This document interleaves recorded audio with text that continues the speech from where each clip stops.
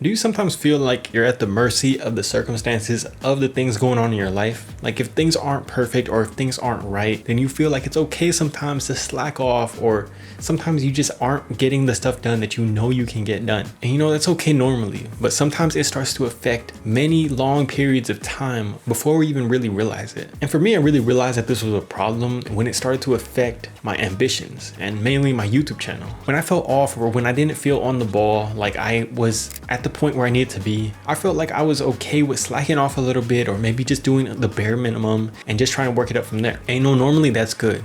It's okay to just do the bare minimum when you're trying to work your way up and work your momentum up. But every now and then that can start to seep into our day-to-day lives, and that turns into weeks and months, and eventually it's taking over our day-to-day routine before we even know it. Because sometimes me and my girlfriend would be having a little argument, or we would just be off, and then all of a sudden I felt it was okay for me to get less work done. Or sometimes I would not get enough sleep the night before, so I was like, okay, well, I didn't get enough sleep, so it's okay for me to slack off. It's okay for me not to get the same amount done. And I guess I never really realized that it was a problem until I was reading David Goggins' book, Never Finished. And in that book, he talked about how he had that same problem also. Because after he wrote his first book, which had major success, he had to deal with the fact that he got a little bit complacent because he had all that success, he had all the money, he had everything he could ever want. And he didn't realize that it was holding him back until he got a call about a marathon. And when he got this call, he had an element of doubt, because it was a super hard marathon and it was going to be tough. But normally before he wrote that first book, he would have taken that on in an instant, because he's done this like nothing. He said that he used to take these marathons on like they were nothing, day after day after day. But this time he felt a little bit of doubt. So that made him realize that his self-talk was not where it needed to be.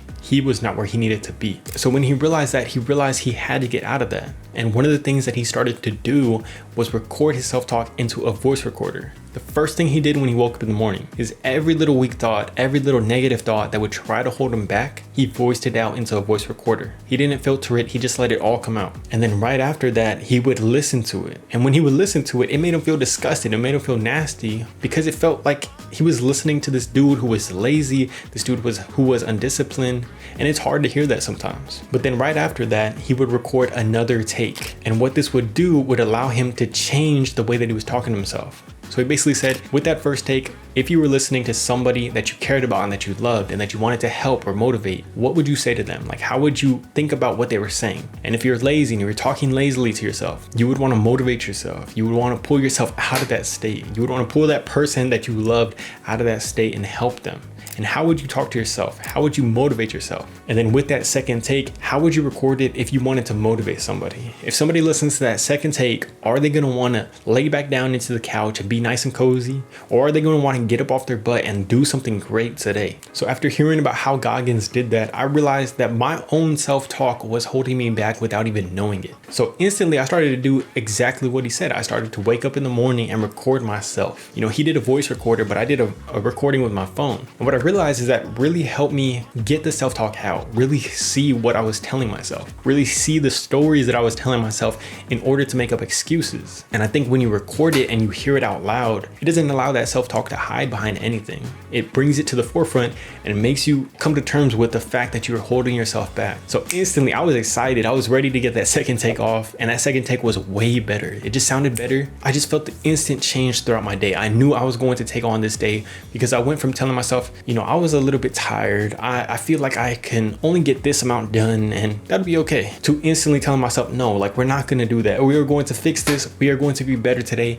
and we're going to get everything we need done and more. And that's exactly what I did that day. And it just blew my mind away how just talking to yourself like that can instantly change the results that you get in your life. And I really wanted to share that with you guys because, you might be sleepwalking through your life right now. You might not even realize that your self-talk is holding you back, but you have all that potential, and you just have to get over talking yourself out of it and get to the point where you are reaching your potential and you're reaching the things that you can do. And I really hope you get this down because, we don't really understand what life is going to bring to us. But if we understand how we are talking to ourselves and we realize how we are talking to ourselves in those low points, then we can always turn those into high points. We can turn those into points where we realize that we're talking negatively and we turn it into positive self-talk that allows us to accomplish anything at any point of our life. And instead of pushing off being able to do great things until everything is right, you can feel the joy and the happiness and the excitement of being able to know that you can do great things right now. I love you guys, and I cannot wait to see how you start to use this. I'll talk to you later.